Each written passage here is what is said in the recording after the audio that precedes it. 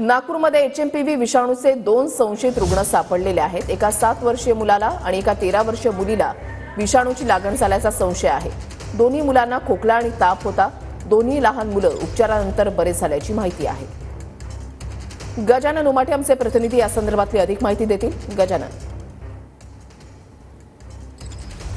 नक्कीच माझ्यासोबत नागपूर मेडिकलचे सुपरिटेंडंट आणि मध्य भारतातले वरिष्ठ बालरोग तज्ज्ञ डॉक्टर अविनाश गावंडे सर आहे। सर, 2 संशयित रुग्ण नागपुरात आढळून आलेले आहे, काय सांगणार?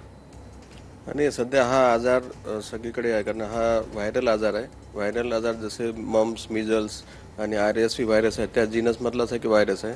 हा आधीपासून पण आहे आणि जनरली हा आजार ज्याची प्रतिकारशक्ती कमी असते किंवा एक्स्ट्रीम्स ऑफ एजेस, लहान मुलं, म्हातारी मोर दॅन 65 इयर्स, ज्यांना प्रतिकारशक्ती कमी आहे काही कारणानं, लॉंग स्टँडिंग डायबिटीज आहे, ज्यांना किडनीचा आजार आहे किंवा इम्युनोसप्रेसिव्ह थेरपी आहे किंवा पेशंटला HIV असेल, कॅन्सर असेल, अशा पेशंटला हा व्हायरसचा धोका होऊ शकतो।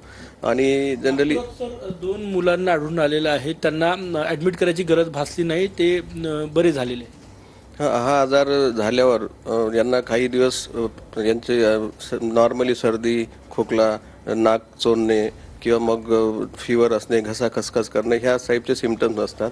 आणि फार कमी केसेसमध्ये जनरली ओव्हरऑल जेवढे काही रिस्पिरेटरी इन्फेक्शन आहे त्याच्यातले 10 ते 12% केसेसमध्ये हा आजार होण्याचे चान्सेस आहे। आणि ज्यांना हा आजार झाला त्यापैकी 6 ते 16% लोकांना लोअर रिस्पिरेटरी इन्फेक्शन, म्हणजे जनरली हे श्वास नलिकेचा वरचा भाग जो असतो ज्याला अपर रिस्पिरेटरी इन्फेक्शन म्हणतो, हेच या आजाराचं लक्षण आहे मूळ। पण काही केसेसमध्ये लोअर रिस्पिरेटरी इन्फेक्शन जसे की निमोनिया, कानाचं इन्फेक्शन, क्रॉनिक ज्याला COPD म्हणता येईल, अस्थमा वाढणे, हे आजार होऊ शकतो। आणि तसे पेशंट जर झाले तरच मग ॲडमिटची पाळी येते। सर, प्रशासन कसं सज्ज आहे? तुम्ही मेडिकलचे सुपरिटेंडंट आहात, रुग्णालय किंवा रुग्णव्यवस्था, आरोग्य व्यवस्था सज्ज आहे? नॉर्मली प्रत्येक आजारासाठी शासकीय वैद्यकीय महाविद्यालय माननीय अधिष्ठाता राज गेजबे सरांच्या आदेशाने सज्ज असते नेहमी।